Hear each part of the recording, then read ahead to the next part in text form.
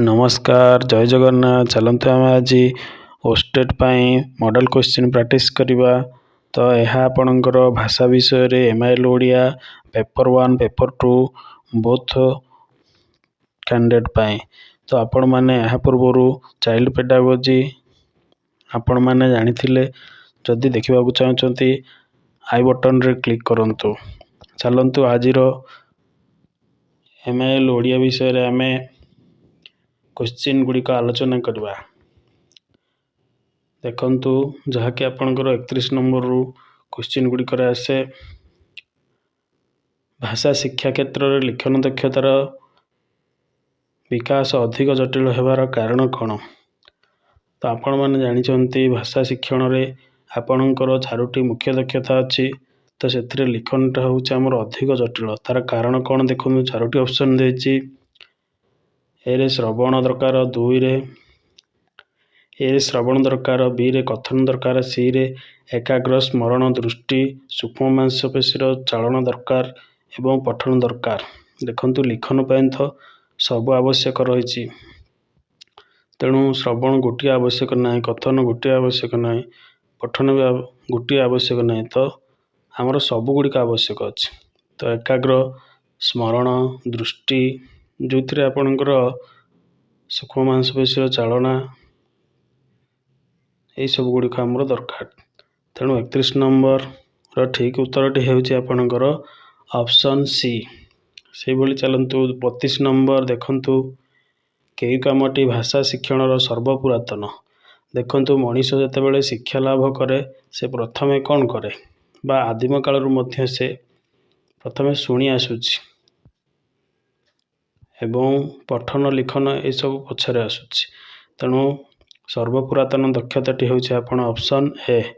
32 number उत्तरटी option A होछि श्रवण। से भली चलतु आम 33 नंबर क्वेश्चन टी आलोचना करवा। अनेक संभाव्य उत्तर बा विकल्प उत्तर जो प्रश्न रे थाए ताहाको आम क्यों प्रश्न कहीता जो थे आपंकर विकल्प क्वेश्चन थी तो ताको आम कौन कहवा।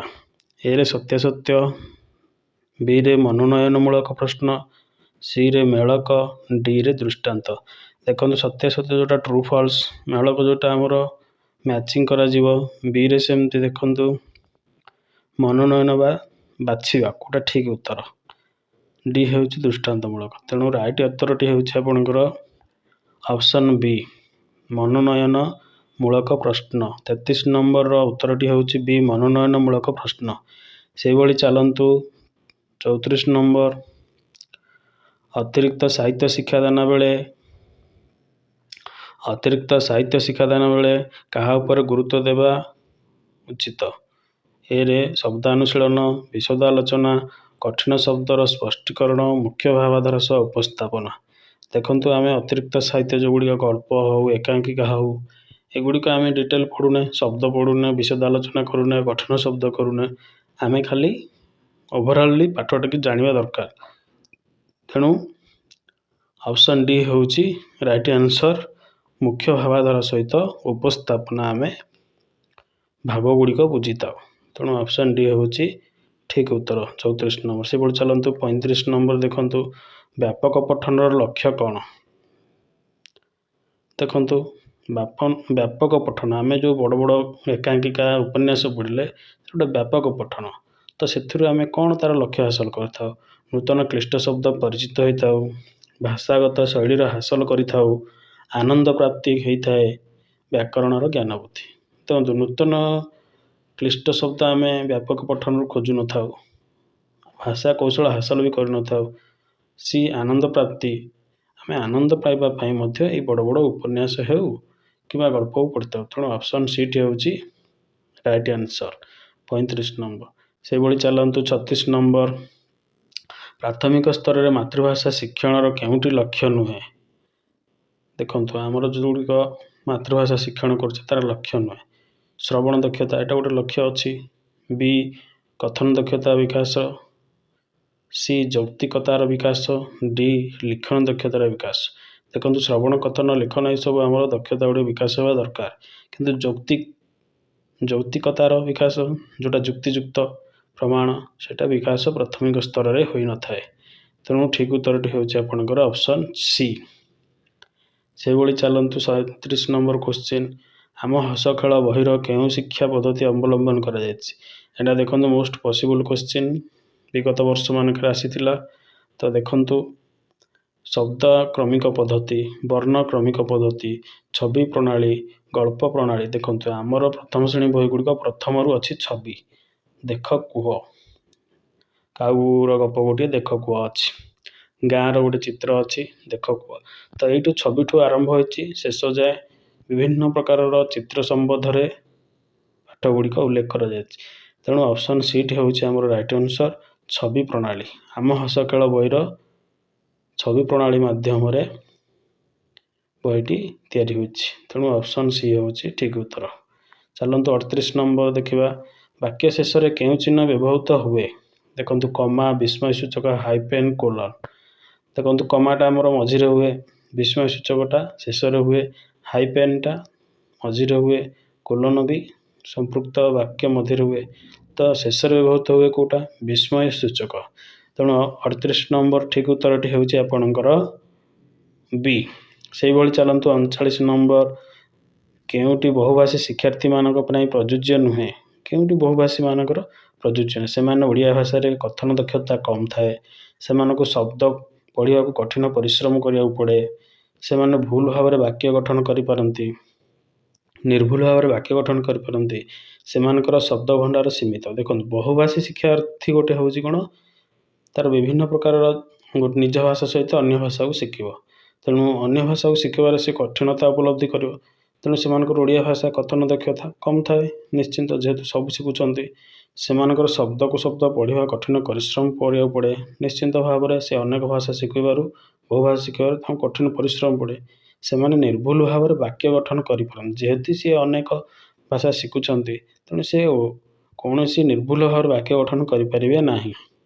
ଏବଂ ଶବ୍ଦ ଭଣ୍ଡାର ସୀମିତ, ସେମାନଙ୍କର ତ ଶବ୍ଦ ଭଣ୍ଡାର ସୀମିତ ଥାଏ, କିନ୍ତୁ ନିର୍ଭୁଲ ଭାବରେ ବାକ୍ୟ ଗଠନଟି ସେ କରିପାରିବେ ନାହିଁ। ତେଣୁ ଏଇଟି ପ୍ରଯୁଜ୍ୟ ନୁହେଁ। ତେଣୁ 39 ନମ୍ବର ଉତ୍ତରଟି ହେଉଛି ଆପଣଙ୍କର ସି, ସେମାନେ ନିର୍ଭୁଲ ଭାବରେ ବାକ୍ୟ ଗଠନ କରିପାରନ୍ତି। ସେଭଳି ଚାଲନ୍ତୁ ଆମେ ଯିବା ସୃଜନାତ୍ମକ ଲିଖନ ପାଇଁ କେଉଁଟି କରାଯାଏ ନାହିଁ? ଦେଖନ୍ତୁ ଆପଣଙ୍କର ସୃଜନ ଲିଖନ ହେଲା ମନରୁ କରିବା। ତେଣୁ ଅନ୍ତର୍ନିହିତ ଭାଷା ଦକ୍ଷତା ଏରେ ଅଛି, ବିରେ ଚିନ୍ତା ଶକ୍ତି ଉପଯୋଗ କରିବା, ସିରେ ସରଳାର୍ଥ ଲେଖିବାର କୌଶଳ ଜାଣିବା, ଡିରେ ଯୁକ୍ତିଯୁକ୍ତ ପ୍ରକାଶ କରିବା। ଦେଖନ୍ତୁ ଜଣେ ସୃଜନ କଲେ ଅନ୍ତର୍ନିହିତ ଭାଷାକୁ ସେ ଭାଷା ପ୍ରତିପାଦନ କରିବ, ଚିନ୍ତା ବି କରିବ, ସରଳାର୍ଥ ଲେଖିବାର କୌଶଳ ଜାଣିବ, ଏଇଟା କରିପାରିବ ନାହିଁ। ସେ ସୃଜନ ତ କରିବ, ତାର କୌଶଳ କ'ଣ ଆବଶ୍ୟକ, ସରଳାର୍ଥ କେମିତି ଲେଖାଯାଏ କ'ଣ। ତେଣୁ ସୃଜନଟା ହେଉଛି ଯୁକ୍ତିଯୁକ୍ତ ପ୍ରକାଶ କରିବ। ଜଣେ କିଛି ଲେଖିବ, ତେଣୁ ତାର ସେତିକି ସେ ଯୁକ୍ତିଯୁକ୍ତ ପର୍ଯ୍ୟାୟର ଶେଷ ପର୍ଯ୍ୟାୟରେ ପହଞ୍ଚିକି ସେ ଚିନ୍ତା କରି ଲେଖିପାରୁଛି। ତେଣୁ 40 ନମ୍ବରର ଠିକ୍ ଉତ୍ତରଟି ହେଉଛି ଆପଣଙ୍କର ଅପସନ୍ ସି, ସରଳାର୍ଥ ଲେଖିବାର କୌଶଳ ଜାଣିବା। ସେଭଳି ଚାଲନ୍ତୁ ଆମେ ଜାଣିବା 41 ନମ୍ବର। ଦେଖନ୍ତୁ 41 ନମ୍ବରରେ ଆପଣ ଗୋଟେ ଅନୁଚ୍ଛେଦଟିଏ ଦେଇଛି, ଏହି ଅନୁଚ୍ଛେଦଟିଏ ପଠନ କରିବା ଏବଂ ତା'ର ଉତ୍ତର ଗୁଡ଼ିକ ଖୋଜି ପାଇବା। ଦେଖନ୍ତୁ ଆପଣଙ୍କର ଏହାର ଗୋଟେ ସରଳ ମାଧ୍ୟମ ହେଉଛି, ଆପଣ ପ୍ରଥମେ କ୍ୱେଶ୍ଚିନ୍ ଗୁଡ଼ା ଦେଖିଦିଅନ୍ତୁ। ସାଂସ୍କୃତିକ ପ୍ରସାର ପାଇଁ ଯୁକ୍ତରାଷ୍ଟ୍ରରେ କାହାର ଉଦ୍ୟମ? ତରଙ୍ଗ କେଉଁ କ୍ଷେତ୍ରରେ ମାର୍କିନ ସମାଜରେ ପ୍ରତିପତ୍ତି ଅଛନ୍ତି? ଏମିତି କ୍ୱେଶ୍ଚିନ୍ ଦେଖନ୍ତୁ, ତାପରେ ଆପଣ ପଢ଼ନ୍ତୁ। ଯୁକ୍ତରାଷ୍ଟ୍ରର ସାମାଜିକ ଜୀବନରେ କଳା ସଂସ୍କୃତି ଶାଶ୍ୱତ ଉଦ୍ଭାସ, ସେଠାରେ ସରକାରୀ ସାହାଯ୍ୟ ଉପରେ ନିର୍ଭରଶୀଳ ନୁହେଁ। ସାଂସ୍କୃତିକ ଓ ଆଧ୍ୟାତ୍ମିକ କ୍ଷେତ୍ରରେ ବେସରକାରୀ ପ୍ରଚେଷ୍ଟା ସାଫଲ୍ୟ ଯୁକ୍ତରାଷ୍ଟ୍ରରେ ସର୍ବତ୍ର ସୁସ୍ପଷ୍ଟ। ସାଂସ୍କୃତିକ ପ୍ରସାର ଲାଗି ଯୁକ୍ତରାଷ୍ଟ୍ରରେ ସରକାରୀ ଅପେକ୍ଷା ବେସରକାରୀ ମହଲରେ ଅପେକ୍ଷାକୃତ ଅଧିକ ଉପଯୋଗୀ। ବେସରକାରୀ ମହଲରେ ଅଧିକ ଉପଯୋଗୀ। ବୋଷ୍ଟନ ସହରରେ ମ୍ୟୁଜିକ୍ ଅଫ୍ ଫାଇନ୍ ଆର୍ଟସର ଘୋଷଣା କରିଥାଏ ଯେ, ସେହି ଲଳିତ କଳା କେନ୍ଦ୍ରରେ ଯାବତୀୟ ବ୍ୟୟ ବେସରକାରୀ ସାହାଯ୍ୟ ଓ ଚାନ୍ଦା ସୂତ୍ରରୁ ମିଳିଥାଏ। ସାଂସ୍କୃତିକ ପ୍ରସାର ଲାଗି ଯୁକ୍ତରାଷ୍ଟ୍ରରେ କେହି ସରକାରୀ ସାହାଯ୍ୟ ଆଶା ରଖନ୍ତି ନାହିଁ, କାରଣ ସାହାଯ୍ୟ ଦେଲା ପରେ ଆନୁଷ୍ଠାନିକ ନୀତି ନିର୍ଦ୍ଧାରଣରେ ସରକାର ହସ୍ତକ୍ଷେପ କରିବାର ଆଶଙ୍କା ରହିବା ସ୍ୱାଭାବିକ। ଅର୍ଥନୈତିକ ସାମାଜିକ ସଂଗଠନରେ ସରକାର ହସ୍ତକ୍ଷେପକୁ ଦୂରେଇ ରଖିବା ଆମେରିକାନ ଜାତିର ମୌଳିକ ବିଶ୍ୱାସ। ସେ ଦେଶର ସରକାର ମଧ୍ୟ ଏ ସମ୍ପର୍କରେ ସର୍ବଦା ସତର୍କ ରହିଥାନ୍ତି। ବେଳାଭୂମିରେ ଥାଇ ସମୁଦ୍ରରେ ତରଙ୍ଗର ପ୍ରତି ରାଜଦେଶ ପ୍ରଦାନ କରିବା ଯେପରି ଅବ୍ୟାପାର ବୋଲି ସମ୍ରାଟ କାନ୍ୟୁଟ ବୁଝିଥିଲେ। ମନୁହେ ଯୁକ୍ତରାଷ୍ଟ୍ରରେ ସରକାରୀ କର୍ତ୍ତୃପକ୍ଷ ଜନତାର ରୁଚି ରସବୋଧ ନିୟନ୍ତ୍ରଣ କରିବା ଯେପରି ଅପ୍ରାସଙ୍ଗିକତା ଓ ଅହିତକର ମଣି ସଂସ୍କୃତି ଉପରେ ସରକାର କର୍ତ୍ତୃତ୍ୱ ଊଣା କରିଛନ୍ତି। ଅର୍ଥନୀତିରେ ମାର୍କିନ ସମାଜ ଯେପରି ପ୍ରତିପତ୍ତିଶାଳୀ, କଳା ଓ ସଂସ୍କୃତି ବିକାଶରେ ସେହି ସମାଜର ସେପରି ପ୍ରଗତିଶାଳୀ। ତ ଇଏ ଥିଲା ଆପଣ ଗୋଟେ ପାରାଗ୍ରାଫ। ତେଣୁ ଚାଲନ୍ତୁ କ୍ୱେଶ୍ଚିନ୍ କରିବା। ସାଂସ୍କୃତିକ ପ୍ରସାର ପାଇଁ ଯୁକ୍ତରାଷ୍ଟ୍ରରେ କାହାର ଉଦ୍ୟମ ଅଧିକ? ନେତାମାନଙ୍କର, ସରକାରୀମାନଙ୍କର, ସରକାରୀ ସଂସ୍ଥା, ବେସରକାରୀ ମହଲ ଓ ସାଂସ୍କୃତିକ ସଂଗଠନ। ତ ସାଂସ୍କୃତିକ ବିକାଶ କରିବା ପାଇଁ ଆମର ବେସରକାରୀ ମହଲ ପ୍ରଚେଷ୍ଟା ବେଶୀ ଅଛି। ତେଣୁ ଅପସନ୍ ସିଟି ହେଉଛି ରାଇଟ୍ ଆନ୍ସର। ସେଭଳି ଚାଲନ୍ତୁ 42 ନମ୍ବର। କେଉଁ କ୍ଷେତ୍ରରେ ମାର୍କିନ ସମାଜର ପ୍ରତିପତ୍ତି ରହିଛି? ଦେଖନ୍ତୁ ଆମର ବାକ୍ୟର ଲାଷ୍ଟରେ ଅଛି ପାରାଗ୍ରାଫର ଅର୍ଥନୀତିରେ ମାର୍କିନ ସମାଜର ପ୍ରତିପତ୍ତିଶାଳୀ। ତେଣୁ ଆମର କ'ଣ ହେବ ଉତ୍ତରଟି? କଳା ଓ ସଂସ୍କୃତିର, ବି ରୁଚି ରସବୋଧ, ସି ସାମାଜିକ ଗଠନ, ଡି ଅର୍ଥନୀତି। ତେଣୁ ରାଇଟ୍ ଆନ୍ସର ହେଉଛି ଆପଣଙ୍କର 42 ନମ୍ବର ଅପସନ୍ ଡି। ଅର୍ଥନୀତିରେ ମାର୍କିନ ସମାଜର ପ୍ରତିପତ୍ତି ରହିଛି। ସେଭଳି ଚାଲନ୍ତୁ ତରଙ୍ଗ ପ୍ରତି ରାଜାଦେଶ ପ୍ରଦାନ କରିବା ଯେପରି ଅବ୍ୟାପାର କାନ୍ୟୁଟଙ୍କ କେଉଁ ଧାରଣା ମିଳେ? ପ୍ରାକୃତିକ ନିୟମକୁ ନିୟନ୍ତ୍ରଣ କରିବା ଅସମ୍ଭବ। ରାଜାଙ୍କର କ୍ଷମତା ଅପରିସୀମ। ରାଜାଙ୍କର ଶକ୍ତିଠାରୁ ବଡ଼ ଶକ୍ତି ନାହିଁ। ରାଜା କେବଳ ଆଦେଶ ଦେବାର ଅଧିକାର ଅଛି। ଦେଖନ୍ତୁ ଆମେ ତରଙ୍ଗକୁ ରହି ନିର୍ଦ୍ଦେଶ ଦେବା କ'ଣ ଗୋଟେ? ପ୍ରାକୃତିକ ନିୟମକୁ ନିୟନ୍ତ୍ରଣ କରିବା। ତେଣୁ ଅପସନ୍ ଏଟି ହେଉଛି ଆପଣଙ୍କର ଠିକ୍ ଉତ୍ତର। ସେହିଭଳି 44 ନମ୍ବର ଦେଖନ୍ତୁ କେଉଁ କ୍ଷେତ୍ରରେ ବେସରକାରୀ ପ୍ରଚେଷ୍ଟାରେ ଯୁକ୍ତରାଷ୍ଟ୍ର ସଫଳ ହୋଇଛି? ସାଂସ୍କୃତିକ, ଆଧ୍ୟାତ୍ମିକ, ବିଜ୍ଞାନ, ଅର୍ଥନୀତି, କ୍ରୀଡ଼ା। ତ କେଉଁ କ୍ଷେତ୍ରରେ ସଫଳ ହୋଇଛି? ଆପଣ ଦେଖନ୍ତୁ କେଉଁ କ୍ଷେତ୍ରରେ ବେସରକାରୀ ପ୍ରଚେଷ୍ଟା? ବେସରକାରୀ ମାନେ କେଉଁଥିରେ ରହିଛନ୍ତି? ସାଂସ୍କୃତିକ, ଆଧ୍ୟାତ୍ମିକ, ଯେଉଁଟାକି ଅପସନ୍ ଏ। ବିଜ୍ଞାନ, କ୍ରୀଡ଼ା, ଅର୍ଥନୀତି ଏଗୁଡ଼ିକ ବେସରକାରୀ ନୁହଁ। ତେଣୁ ବେସରକାରୀ ସଂସ୍ଥା ଆପଣଙ୍କର ସାଂସ୍କୃତିକ ଓ ଆଧ୍ୟାତ୍ମିକ କ୍ଷେତ୍ରରେ ସଫଳ ହୋଇଛନ୍ତି। ସେହିଭଳି ଚାଲନ୍ତୁ 45 ନମ୍ବର ସଂସ୍କୃତିର ପ୍ରସାର ପାଇଁ ଯୁକ୍ତରାଷ୍ଟ୍ରରେ ସରକାରୀ ସାହାଯ୍ୟ ଆଶା ରଖନ୍ତି ନାହିଁ କାହିଁକି? କାରଣ ସରକାରୀ ହସ୍ତକ୍ଷେପ କରନ୍ତି ପଡ଼ିଛେ। ତ ସେଇଟା ହେଉଛି ଆପଣଙ୍କର ଠିକ୍ ଉତ୍ତର ଡି। ସରକାରୀ ହସ୍ତକ୍ଷେପ ଆଶଙ୍କା ଥିବାରୁ ଏଠି ସାଂସ୍କୃତିକ ପ୍ରସାର ପାଇଁ କେହି ଆଶା ରଖନ୍ତି ନାହିଁ। ସେହିଭଳି ଚାଲନ୍ତୁ ଆମେ ଯିବା ଆଉ ଗୋଟିଏ। ଏ ହେଉଛି ଗଦ୍ୟ ଗଲା। ଏବେ ଦେଖନ୍ତୁ ପଦ୍ୟ ବା କବିତା। ସିନ୍ଧୁ ନଦୀ ତୀରେ ଛୁଇଁ ଭାରତର ପୂର୍ଣ୍ଣ ତୀର୍ଥ ବାଲି ଲୁପ୍ତ ହେଲା ଅବସାଦ ଏକ ବିନ୍ଦୁ ଅଶ୍ରୁ ଜଳ ଢାଳି ପ୍ରଣମିଲି ଜ୍ଞାନଗୁରୁ ଭାରତର ଅମୃତ ଆତ୍ମାରେ।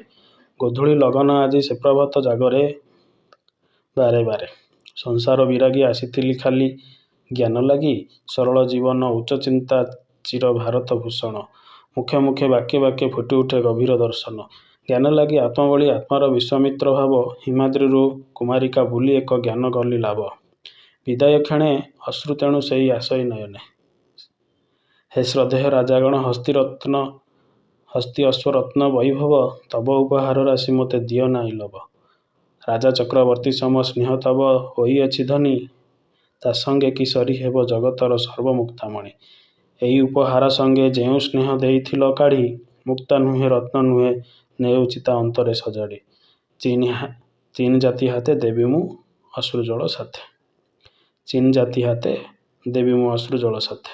ତ ଇଏ ଗୋଟେ ଆପଣଙ୍କର କବିତା। ତ ଏଥିରୁ ପ୍ରଶ୍ନ ଦେଖନ୍ତୁ କ'ଣ ଆସୁଛି। ପରିବ୍ରାଜକ କିପରି ଭାରତକୁ ଆସିଥିଲେ? ପାଦରେ ଚାଲି ଚାଲି, ଜାହାଜରେ ବସି ବସି, ଘୋଡ଼ାରେ ବସି, ଶଗଡ଼ରେ। ତ ସେମାନେ ଦେଖନ୍ତୁ ଆମର ପ୍ରଥମ ବାକ୍ୟରେ ସିନ୍ଧୁ ନଦୀ ତୀରେ ଛୁଇଁ ଭାରତର ପୁଣ୍ୟତୀର୍ଥ ବାଲି। ଯେହେତୁ ସେ ପୁଣ୍ୟତୀର୍ଥ ବାଲିକୁ ଛୁଇଁଲେ ତେଣୁ ଚାଲି ଚାଲି ଆସିଛନ୍ତି। ତେଣୁ ଅପସନ୍ 40 ନମ୍ବର ଉତ୍ତରଟି ହେଉଛି ଅପସନ୍ ଏ ପାଦରେ ଚାଲି ଚାଲି। ସେହିଭଳି ଚାଲନ୍ତୁ 47 ପରିବ୍ରାଜକ ଜୀବନରେ କେଉଁ ସମୟର ଚିନ୍ତା ପ୍ରକାଶ କରିଛନ୍ତି? ଭାରତରେ ଥିବା ସମୟରେ, ଚୀନରେ ଥିବା ସମୟରେ, ଭାରତରୁ ଫେରିବା ସମୟରେ, ଭାରତର ପହଞ୍ଚିବା ସମୟ। ତ ପ୍ରଥମଟି ହେଉଛି 47 ନମ୍ବର ଉତ୍ତରଟି ହେଉଛି ଆପଣଙ୍କର ସି ଭାରତରୁ ଫେରିବା ସମୟରେ। ସେହିଭଳି ପରିବ୍ରାଜକ କାହିଁକି ଭାରତ ଆସିଥିଲେ? ଦେଖନ୍ତୁ ପର୍ଯ୍ୟଟନ ପାଇଁ, ଜ୍ଞାନ ପାଇଁ, ବୌଦ୍ଧ ଗ୍ରନ୍ଥ ପାଇଁ, ବୌଦ୍ଧ ଧର୍ମ ପ୍ରସାର ପାଇଁ। ତ ଠିକ୍ ଉତ୍ତରଟି ହେଉଛି ଆପଣଙ୍କର ଜ୍ଞାନ ପାଇଁ। ସେଭଳି 49 ନମ୍ବର ଦେଖନ୍ତୁ ପରିବ୍ରାଜକ ରାଜାମାନଙ୍କର କେଉଁ କେଉଁ ଉପହାର ଚୀନ ଜାତି ହାତରେ ଦେବେ ବୋଲି କହିଛନ୍ତି? ମୁକ୍ତା, ଅଶ୍ଵହସ୍ତି, ସ୍ନେହ, ରତ୍ନ। ତ ଠିକ୍ଟି ହେଉଛି ଆପଣଙ୍କର ସ୍ନେହ କହିଛନ୍ତି। ଚକ୍ରବର୍ତ୍ତୀ ସ୍ନେହ ତବ ହୋଇଅଛି ଧନୀ। ତ ସ୍ନେହଟି ଆପଣଙ୍କର ଚୀନ ହାତକୁ ଦେବେ ବୋଲି କହିଛନ୍ତି। ଭାରତର ମହତ୍ଵ କ'ଣ? ଭାରତର ମହତ୍ଵ ହେଉଛି ସରଳ ଜୀବନ ଓ ଉଚ୍ଚ ଚିନ୍ତା ଅପସନ୍ ଏ, ଯାହାକି ଆମର ପାରାଗ୍ରାଫରେ ଅଛି। ତେଣୁ ପାରାଗ୍ରାଫ ଆପଣଙ୍କର ବହୁତ ସହଜ। କ୍ୱେଶ୍ଚିନ୍ ଗୁଡ଼ିକ ପଢ଼ିଦେବେ, ପାରାଗ୍ରାଫଟା ପଢ଼ିବେ, ଯେଉଁଠି ଆପଣଙ୍କର ସେଇ କ୍ୱେଶ୍ଚିନ୍ ମେଳ ହେଉଛି ତାକୁ ଠିକ୍ରେ ବାଛିବେ। ଚାଲନ୍ତୁ 1 ନମ୍ବର ଦେଖନ୍ତୁ ଆପଣଙ୍କର ଓଡ଼ିଆ ଗ୍ରାମାର ଆସିଲା। ସାମାନ୍ୟ ଉଷୁମ ପାଣି ପିଅ ରେଖାଙ୍କିତଟି କେଉଁ ପଦ? ସାମାନ୍ୟ ଦେଖନ୍ତୁ ଉଷୁମ ପାଣି ହେଉଛି ଆମର ଗୋଟେ ବିଶେଷ୍ୟ, ତାକୁ ବିଶେଷିତ କଲା ଉଷୁମ, ପୁଣି ତାକୁ ବିଶେଷିତ କଲା ସାମାନ୍ୟ। ତେଣୁ ସାମାନ୍ୟ ଉଷୁମଟା ହେଉଛି ଆମର ବିଶେଷଣର ବିଶେଷ୍ୟର ବୁଝିଗଲା। ତେଣୁ ଏହା ହେଉଛି ଗୋଟିଏ ବିଶେଷଣ ପଦ। ତେଣୁ ଅପସନ୍ ଏ ହେଲା ବିଶେଷ୍ୟ, ବି ହେଲା ବିଶେଷଣ, ସି ହେଲା ସର୍ବନାମ, ଡି ହେଲା ଅବ୍ୟୟ। ତେଣୁ ଠିକ୍ ଉତ୍ତରଟି ହେଉଛି ଆପଣଙ୍କର ବି ବିଶେଷଣ। ସେହିଭଳି 52 ନମ୍ବର ଦେଖନ୍ତୁ, କେଉଁଟି ପବନର ପ୍ରତିଶବ୍ଦ ନୁହେଁ? ସଲିଳ, ବି ଅନିଳ, ସି ମରୁତ, ଡି ବାତ।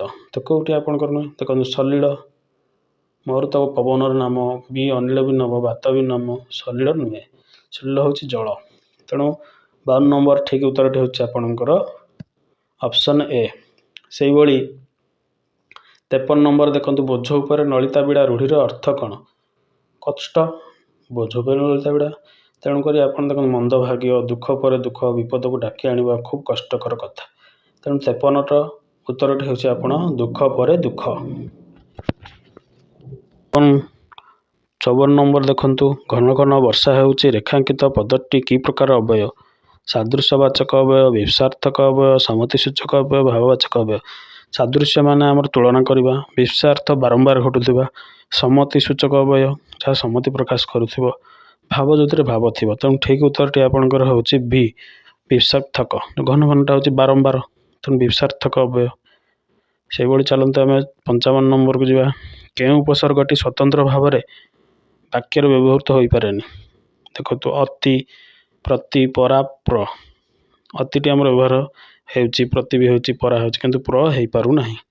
ତେଣୁ 55ର ଠିକ୍ ଉତ୍ତରଟି ହେଉଛି ଆପଣଙ୍କର ପ୍ରଟି ସ୍ୱତନ୍ତ୍ର ଭାବରେ ବାକ୍ୟରେ ବ୍ୟବହୃତ ହୁଏ ନାହିଁ। 56 ନମ୍ବର ଚାଲନ୍ତୁ। ଅସ୍ତବ୍ୟସ୍ତ କରି ପକାଇବାର ଅର୍ଥ ପ୍ରକାଶ କରୁଥିବା ରୂଢ଼ିକି ଚିହ୍ନାଅ। ମନ ଘର ଧରିବା, ଘର ବୁଡ଼ି ଆଣ୍ଠିଏ, ଠେକିଏ ପାଣି ପିଇବା, 3 ପାଞ୍ଜିରୁ ଯିବା। ତେଣୁ ଅସ୍ତବ୍ୟସ୍ତ ମାନେ ଠେକିଏ ପାଣି ପିଇବା, ନାଇଁ କି ବ୍ୟସ୍ତ ଲାଗିଯିବ। ତେଣୁ ଅପସନ୍ ସି 56 ନମ୍ବରର ଉତ୍ତରଟି ହେଉଛି ଆପଣଙ୍କର ଅପସନ୍ ସି ଠେକିଏ ପାଣି ପିଇବା। ସେହିଭଳି ଚାଲନ୍ତୁ ଆମେ ଯିବା 57କୁ। ଚିଲିକା କାବ୍ୟ କିଏ ଲେଖିଥିଲେ? ରାଧାନାଥ ରାୟ, ରାଧାନାଥ ରଥ, ଗୋପବନ୍ଧୁ ଦାସ, ମଧୁସୂଦନ ରାଓ। ଦେଖନ୍ତୁ ଏଗୁଡ଼ିକ ଆପଣଙ୍କର ବହିର ନାଁ, ତେଣୁ ଆପଣମାନେ ଟିକିଏ ବହିର ନାଁ ବି ମନେ ରଖିବାକୁ ପଡ଼ିବ।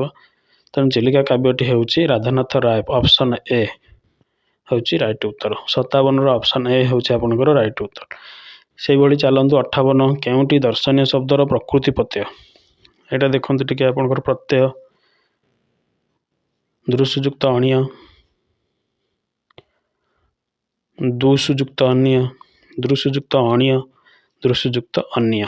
ତେଣୁ ଏଇଠି ହେଉଛି ଆମର ଅନୀୟ ପ୍ରତ୍ୟୟର। ତେଣୁ ଦୃଶ୍ୟ ଶବ୍ଦ କେଉଁଟା ଠିକ୍ ଅଛି? ଅପସନ୍ ଡି ଟି, ନାଇଁ କି? ତେଣୁ ଆପଣମାନେ ଉତ୍ତର ଠିକ୍ କରିବେ। 58ର ଠିକ୍ ଉତ୍ତରଟି ହେଉଛି ଆପଣଙ୍କର ଅପସନ୍ ଡି ଦୃଶ୍ଯୁକ୍ତ ଅନ୍ୟ। ସେହିଭଳି ଚାଲନ୍ତୁ 59, କେଉଁ ଶବ୍ଦଟି କୃଦନ୍ତ ପ୍ରତ୍ୟୟ ଅକ ଯୋଗରେ ଗଠିତ ହୋଇନାହିଁ? ପାଠକ, ଶିକ୍ଷକ, ସଉକ, ଗାୟକ। ତେଣୁ ପାଠକ ଦେଖିବା, ପାଠଯୁକ୍ତ ଅକ ପାଠକ, ଶିକ୍ଷଯୁକ୍ତ ଅକ ଶିକ୍ଷକ, ଗାୟକ ଗୈଯୁକ୍ତ ୟକ, କିନ୍ତୁ ସଉକ এটা ଉକ ହେଇଯାଉଛି, ଇଏ ଅକ ହେଉନାହିଁ। ତେଣୁ ଠିକ୍ ଉତ୍ତରଟି 59 ଠିକ୍ ଉତ୍ତରଟି ହେଉଛି ଆପଣଙ୍କର ବିଟି ଆପଣଙ୍କର ଅକ ଯୋଗରେ ଗଠିତ ହୋଇନାହିଁ। ସେହିଭଳି ଦେଖନ୍ତୁ 60 ନମ୍ବର, ନିରାପଦ ଶବ୍ଦର ବିପରୀତ ବୋଧକ ଶବ୍ଦଟି କ'ଣ? ନିରାପଦର କ'ଣ ଆପଣଙ୍କର? ପ୍ରବାଦ ନୁହେଁ, ସମ୍ପଦ ନା, ସମ୍ପଦଟା ହେଉଛି ଗୋଟେ ସମ୍ପତ୍ତି। ନିର୍ବିଘ୍ନ, ବିଘ୍ନର ନିର୍ବିଘ୍ନ। ସେଭଳି ନିରାପଦର ହେଉଛି ଅପସନ୍ ଏଇଟ୍ ହେଉଛି ଆପଦ। ତେଣୁ 60 ନମ୍ବର ଠିକ୍ ଉତ୍ତରଟି ହେଉଛି ଆପଣଙ୍କର ଆପଦ। ତ ଏଇଭଳି ଆପଣଙ୍କର ମଡ଼େଲ୍ କ୍ୱେଶ୍ଚିନ୍ ଗୁଡ଼ିକ ଏବଂ ମୋଷ୍ଟ ପସିବୁଲ୍ କ୍ୱେଶ୍ଚିନ୍ ଗୁଡ଼ିକ ପ୍ରାକ୍ଟିସ୍ ପାଇଁ ଆମ ଚ୍ୟାନେଲକୁ ଲାଇକ୍, କମେଣ୍ଟ, ସବସ୍କ୍ରାଇବ୍ କରନ୍ତୁ। ଯେଉଁଗୁଡ଼ିକ ଆପଣଙ୍କର ବେଲ୍ ଆଇକନ୍କୁ କ୍ଲିକ୍ କରନ୍ତୁ। ଆମର ପ୍ରଥମ ଭିଡ଼ିଓଟି ଆପଣଙ୍କ ପାଖରେ ପହଞ୍ଚିବ ଏବଂ ଆପଣଙ୍କର OTT ପାଇଁ ପ୍ରିପେୟାର ପାଇଁ ସାହାଯ୍ୟ କରିବ। ଧନ୍ୟବାଦ। ଜୟ ଜଗନ୍ନାଥ।